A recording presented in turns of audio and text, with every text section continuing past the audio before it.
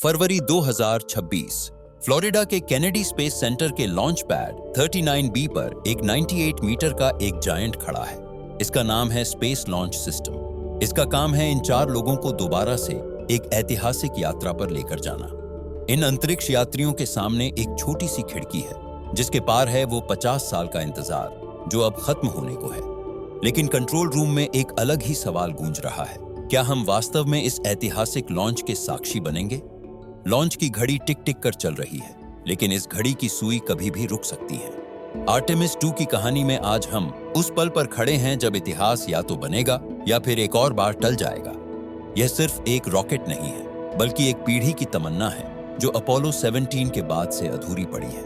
1972 में जब अंतिम बार कोई इंसान चांद से लौटा था, तो शायद ही किसी ने सोचा होगा कि अगली वापसी में इतना समय लग जाएगा। आज वही सपना फिर से सांसें ले रहा है, लेकिन अब भी हमारे सामने से चुनौतियां खत्म नहीं हुई हैं। लॉन्च पैड पर खड़ा SLS रॉकेट और ओरायन कैप्सूल हमारी टेक्नोलॉजिकल एडवांसमेंट का प्रतीक बनकर खड़े हैं, लेकिन इसके हर पेंच और तार में दशकों की मेहनत और अरबों डॉलर दांव पर लगे हैं। जब ये लॉन्च होगा तो चारों अंतरिक्ष यात्री अपनी सीटों पर बैठे होंगे, शायद अपने परिवारों के ख्यालों में, शायद अपनी जिम्मेदारी के बोझ में। वे जानते हैं कि उनके कंधों पर सिर्फ एक मिशन का भार नहीं, बल्कि पूरी इंसानियत का भविष्य है। एक सफलता उन्हें इतिहास के पन्नों में अमर कर देगी और एक छोटी सी गलती, एक देरी या एक खराबी पूरी योजना को फिर से कई साल पीछे धकेल सकती है। यही वजह है कि लॉन्च की तारीख सिर्फ एक डेट नहीं है, यह एक ऐसा फैसला है जिस पर पूरी दुनिया की नजरें टिकी हैं। क्या फरवरी 2026 ही वो महीना होगा जब हम आखिरकार चांद की ओर लौटेंगे, या यह एक और अधूरा वादा बनकर ही रह जाएगा? आर्टेमिस 2 की लॉन्च डेट का सफर किसी चलती हुई ऑब्जेक्ट पर निशाना लगाने जैसा रहा है। शुरुआत में नासा का लक्ष्य था 2024 के अंत तक इस मिशन को लॉन्च करना, लेकिन जैसे जैसे समय नजदीक आया, यह तारीख आगे बढ़ती गई।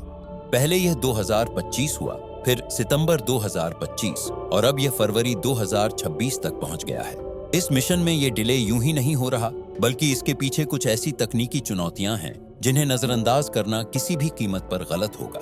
इन देरियों का सबसे बड़ा कारण है ओरायन कैप्सूल की हीट शील्ड। यह वह ढाल है जो पृथ्वी पर वापसी के दौरान एस्ट्रोनॉट्स को री एंट्री की गर्मी से बचाएगी। आर्टेमिस 1 के अनक्रूड मिशन के बाद इंजीनियर्स को पता चला कि हीट शील्ड के मटेरियल में अनएक्सपेक्टेड इरोजन हुआ था। यह एक ऐसी समस्या थी जिसे हल किए बिना आगे बढ़ना खतरनाक था। इसलिए नासा ने इस समस्या को पूरी तरह से समझने और ठीक करने का फैसला किया, जिसमें काफी समय लग गया। इसके अलावा ओरायन के अंदर लाइफ सपोर्ट सिस्टम यानी ENV environmental control and life support system से जुड़ी भी कई समस्याएं सामने आईं। इस सिस्टम का काम है कैप्सूल के अंदर हवा, पानी और तापमान को कंट्रोल करना। एक जांच में पाया गया कि कैप्सूल के ड्रिंकिंग वाटर सिस्टम में ऑर्गेनिक मैटर का स्तर अपेक्षा से कहीं अधिक था, जो एस्ट्रोनॉट्स की हेल्थ के लिए हानिकारक हो सकता था। इसे ठीक करने में भी कई महीने लग गए। एक और महत्वपूर्ण मुद्दा था इमरजेंसी इग्रेस सिस्टम। अगर लॉन्च के टाइम कोई गड़बड़ी होती है या एस्ट्रोनॉट्स किसी भी इमरजेंसी सिचुएशन में फंस जाते हैं, तो इसी सिस्टम का यूज करके एस्ट्रोनॉट्स को तुरंत एक सुरक्षित स्थान पर उतार लिया जाएगा। लेकिन दिक्कत यह हुई कि एक टेस्ट के दौरान यह सिस्टम ठीक से काम नहीं किया और वो बास्केट जिसमें यात्रियों को नीचे लाया जाता है, वह अपने डेस्टिनेशन तक नहीं पहुंच पाई। इस तरह की छोटी सी चूक भी जानलेवा साबित हो सकती है। इसलिए इन सभी खामियों को पहले दूर किया गया है। इस मिशन में होने वाली देरी हमें बताती है कि नासा अपने अंतरिक्ष यात्रियों की सुरक्षा को लेकर बहुत अलर्ट मोड पर है। अपोलो 1 की आग दुर्घटना, चैलेंजर और कोलंबिया के हादसों ने नासा को सिखा दिया है कि अंतरिक्ष में जल्दबाजी में लिए गए फैसले भारी पड़ सकते हैं। इसीलिए नासा ने अब सेफ्टी फर्स्ट की पॉलिसी को अपना लिया है। आर्टेमिस 2 में 4 इंसानों की जान दांव पर है और नासा यह जोखिम किसी भी कीमत पर नहीं उठा सकता। इसलिए हर छोटी सी खराबी, हर अनसर्टेन डेटा और हर सस्पिशियस रिजल्ट को ठीक किए बिना आगे बढ़ना नियमों के खिलाफ है। और यही वजह है कि लॉन्च की तारीख एक चलता हुआ लक्ष्य बनी हुई है, क्योंकि इस मिशन में समय से ज्यादा सुरक्षा जरूरी है। जनवरी 2026 का आखिरी हफ्ता, जब दुनिया आमतौर पर अपने डेली रूटीन में बिजी थी, तो अमेरिका के 2 शहरों ह्यूस्टन और फ्लोरिडा में इस मिशन की तैयारियां चल रही थीं। 23 जनवरी को आर्टेमिस 2 के चारों अंतरिक्ष यात्री Reid Wiseman, Victor Glover, Christina Koch और जेरेमी हैंसन ने आधिकारिक तौर पर क्वारंटाइन में एंटर किया। इसे हेल्थ स्टेबलाइजेशन प्रोग्राम भी कहा जाता है और इसका मकसद बहुत सीधा है। लॉन्च से 14 दिन पहले एस्ट्रोनॉट्स को किसी भी तरह के इन्फेक्शन से बचाना। एक छोटा सा जुकाम भी मिशन को हफ्तों या महीनों पीछे धकेल सकता है। इसलिए ये चारों यात्री अब एक कंट्रोल्ड एनवायरनमेंट में हैं, जहां उनका संपर्क सिर्फ उन लोगों से है जो खुद क्वारंटाइन के नियमों का पालन कर रहे हैं। यह एक ऐसा कदम है जो दिखाता है कि नासा हर संभावित जोखिम को कम करने के लिए कितनी गंभीरता से काम कर रहा है। जब क्रू क्वारंटाइन में अपनी आखिरी ट्रेनिंग और मेडिकल चेकअप करा रहा था, तो फ्लोरिडा के केनेडी स्पेस सेंटर पर एक और इम्पोर्टेंट एक्सरसाइज चल रही थी, वेट ड्रेस रिहर्सल। इसमें बिना असल में रॉकेट उड़ाए रियल लॉन्च इवेंट को रेप्लिकेट किया जाता है। इस टेस्ट में नासा टीम ने SLS रॉकेट में 7 लाख गैलन से अधिक क्रायोजेनिक प्रोपेलेंट फ्यूल को भरकर देखा। इसके बाद उन्होंने पूरे लॉन्च काउंटडाउन की रिहर्सल की। इसमें कई रन शामिल थे। पहले रन में घड़ी को T-1 मिनट 30 सेकंड पर रोका गया, फिर T-33 सेकंड तक जाया गया। इसके बाद उन्होंने घड़ी को वापस T-10 मिनट पर ले जाकर एक और रन शुरू किया।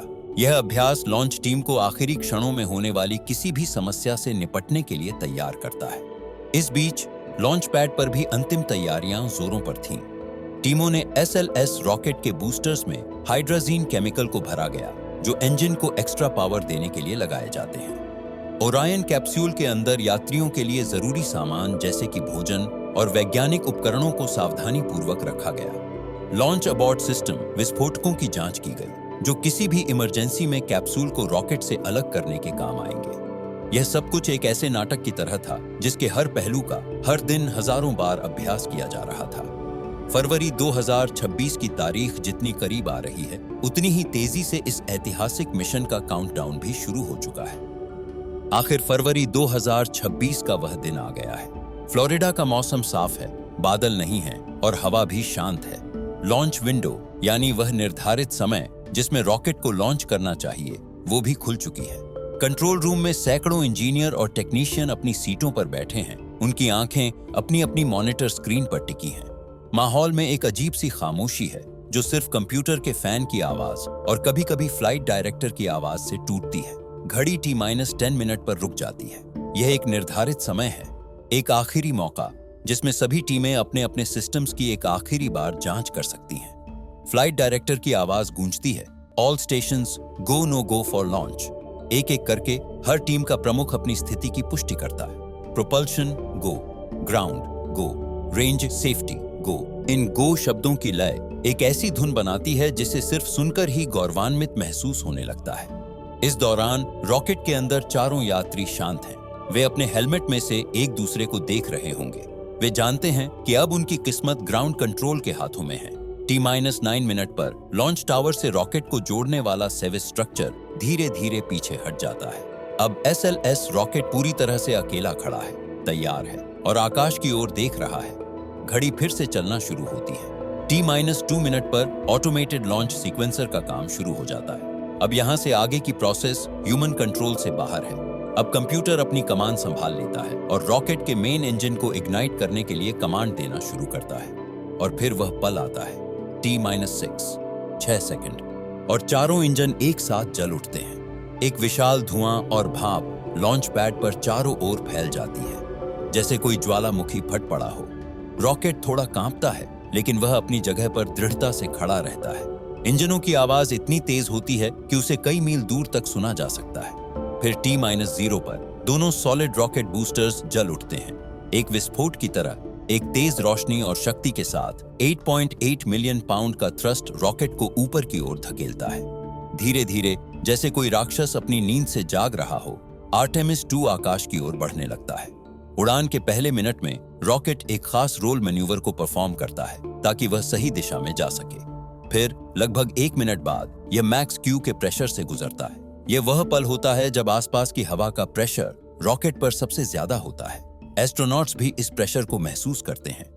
लगभग 2 मिनट बाद रॉकेट के साथ लगे दोनों बूस्टर्स का काम खत्म हो जाता है और दोनों ही मेन रॉकेट से अलग हो जाते हैं। अब सिर्फ मेन स्टेज इंजन चल रहे हैं और आर्टेमिस 2 अपनी यात्रा के अगले चरण की ओर बढ़ रहा है, हमारी पृथ्वी के ऑर्बिट में।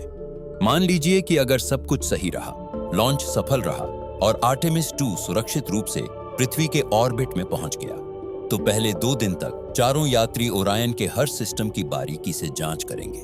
वे अपने कंप्यूटर्स के साथ काम करते हुए नेविगेशन सिस्टम को कैलिब्रेट करेंगे। यह सुनिश्चित करेंगे कि लाइफ सपोर्ट सिस्टम पूरी तरह से ठीक काम कर रहा हो। इस बीच ह्यूस्टन के मिशन कंट्रोल रूम में बैठे ऑपरेटर्स भी राहत की सांस लेंगे, क्योंकि पहला सबसे बड़ा कदम पार हो चुका होगा। असली सफर तो अब शुरू होगा। पृथ्वी के ऑर्बिट में 2 चक्कर लगाने के बाद ओरायन के अपर स्टेज का इंजन इग्नाइट हो जाएगा। यह होगा ट्रांसलूनर इंजेक्शन बर्न, एक ऐसा मैन्यूवर जो ओरायन को पृथ्वी के ऑर्बिट से निकालकर सीधे चांद के ऑर्बिट में ले जाएगा। जैसे जैसे कैप्सूल चांद की ओर बढ़ेगा, एस्ट्रोनॉट्स अपनी खिड़की से एक ऐसा नजारा देखेंगे जो केवल कुछ गिने चुने लोगों ने ही देखा है। हमारी पृथ्वी एक बड़े जीवंत नीले सफेद गोले की तरह लगेगी, जो इस सफर में धीरे धीरे छोटी होती चली जाएगी। यही वो नजारा है जो इंसान को अपने ओरिजिन और अपनी असलियत की याद दिलाता है। 4 दिन की यात्रा के बाद आर्टेमिस 2 चांद के प्रभाव में चला जाएगा और फिर हमें देखने को मिलेगा इस मिशन का सबसे ऐतिहासिक पल। ओरायन स्पेसक्राफ्ट एंटर करेगा चांद के उस हिस्से में जो पृथ्वी से हमेशा छिपा रहता है। यहाँ कुछ मिनटों के लिए एस्ट्रोनॉट्स का संपर्क पृथ्वी से पूरी तरह कट जाएगा और वे इस ब्रह्मांड में सबसे दूर अकेले इंसान होंगे। कोई रेडियो संपर्क नहीं होगा, वे अकेले होंगे, बिल्कुल अकेले, चांद के उस मिस्टीरियस डार्क साइड में जिसे किसी इंसान ने पहले कभी इतने करीब से नहीं देखा। यह वही क्षण होगा जो अपोलो 8 के यात्रियों ने पहले महसूस किया था और अब आर्टेमिस 2 के यात्री उन्हीं इमोशंस को फिर से जी रहे होंगे। चांद के पास से गुजरते हुए वे लगभग 4600 मील की दूरी पर होंगे। वे चांद पर मौजूद बड़े क्रेटर्स, ऊबड़ खाबड़ इलाके और उस सतह को देखेंगे जो करोड़ों सालों से बदली तक नहीं है। लेकिन उनका ध्यान सबसे ज्यादा उस पॉइंट पर होगा जहां फ्यूचर में लूनर गेटवे स्पेस स्टेशन होगा और जहां आर्टेमिस 3 के यात्री उतरेंगे। यह सफलता सिर्फ इस एक मिशन को सफल नहीं करेगी, बल्कि यह हमारे फ्यूचर का एक रोड मैप तैयार किया जा रहा है। चांद की परिक्रमा करने के बाद वे घर की ओर लौटेंगे। वापसी की यात्रा भी उतनी ही चुनौतियों भरी होगी, लेकिन मान लीजिए वे सफलतापूर्वक पृथ्वी के वातावरण में प्रवेश कर लेते हैं। पैराशूट खुलते हैं और ओरायन स्पेसक्राफ्ट प्रशांत महासागर में धीरे धीरे उतरता है। जब रिकवरी टीम के हेलीकॉप्टर उन तक पहुंचते हैं और यात्री कैप्सूल से बाहर निकलते हैं, तो दुनिया भर में जश्न मनाया जाता है। यह सिर्फ नासा की जीत नहीं है, यह इंसानियत की जीत है। यह सफलता साबित करती है कि हम अपनी सीमाओं को पार कर सकते हैं। आर्टेमिस 2 की सफलता एक डोमिनो की तरह काम करेगी, जो भविष्य के लिए भी कई दरवाजे खोल देगी। चांद को फतह करने के बाद हमारा मनोबल बढ़ेगा। चांद पर लूनर बेस बनाने से जो शुरुआत होगी, वो हमारे लिए मार्स तक के रास्ते को साफ कर देगी। पहला डोमिनो होगा आर्टेमिस 3 का रास्ता साफ होना। जब आर्टेमिस 2 सफलतापूर्वक लौटेगा, तो नासा के पास SLS रॉकेट और ओरायन कैप्सूल के लिए रियल डेटा मौजूद होगा। यह सिर्फ कंप्यूटर सिमुलेशन से कहीं ज्यादा एक्यूरेट होगा और इसके साथ वह अनुभव भी होगा जो 4 इंसानों ने डीप स्पेस में जीकर हासिल किया होगा। इसका मतलब है कि आर्टेमिस 3 के लिए जोखिम काफी कम हो जाएगा। स्पेस एक्स का स्टारशिप, जिसे ह्यूमन लैंडिंग सिस्टम के लिए चुना गया है, उस पर काम तेजी से आगे बढ़ेगा, क्योंकि अब उसे ले जाने वाला ओरायन पूरी तरह से परखा हुआ होगा। दूसरा डोमिनो है लूनर गेटवे स्पेस स्टेशन का निर्माण। गेटवे स्पेस स्टेशन चांद के ऑर्बिट में बसने वाला भविष्य का घर है, एक इंटरनेशनल प्रोजेक्ट। आर्टेमिस 2 की सफलता से European space agency, Japanese space agency और कैनेडियन स्पेस एजेंसी जैसे पार्टनर्स का सेल्फ कॉन्फिडेंस भी बढ़ेगा। वे अपने अपने मॉड्यूल्स जैसे हेलो और एस्प्रीट को भेजने के लिए और भी ज्यादा कमिटेड होंगे।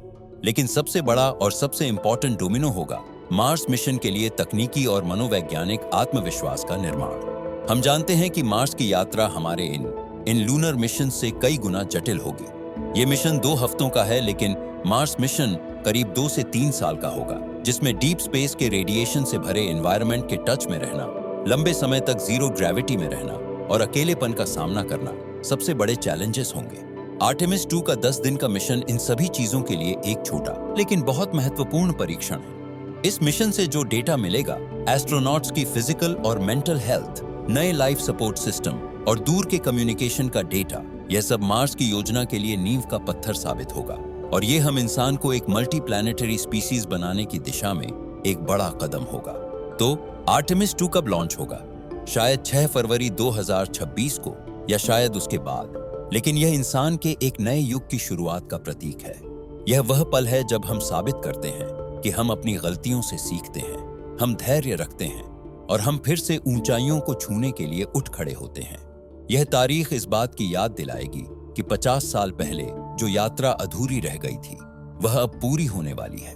आज हम उस इतिहास के दहलीज पर खड़े हैं। यह वह कहानी है जिसे हम अपने बच्चों और पोतों को सुनाएंगे। यही वह पल है जिसकी हम सबने कल्पना की थी। अब वह कल्पना हकीकत में बदलने वाली है। तो जब आर्टेमिस 2 उड़ेगा तो उस पल को महसूस कीजिएगा, उन आग की लपटों को महसूस कीजिएगा जो हमें भविष्य की ओर लेकर जा रही हैं। यह इंसानियत की अगली छलांग है और यह छलांग चांद से शुरू होकर सितारों तक जाएगी। दोस्तों, इस पर आपकी राय क्या है, हमें कमेंट सेक्शन में जरूर से बताइएगा। आपको ये वीडियो कैसा लगा?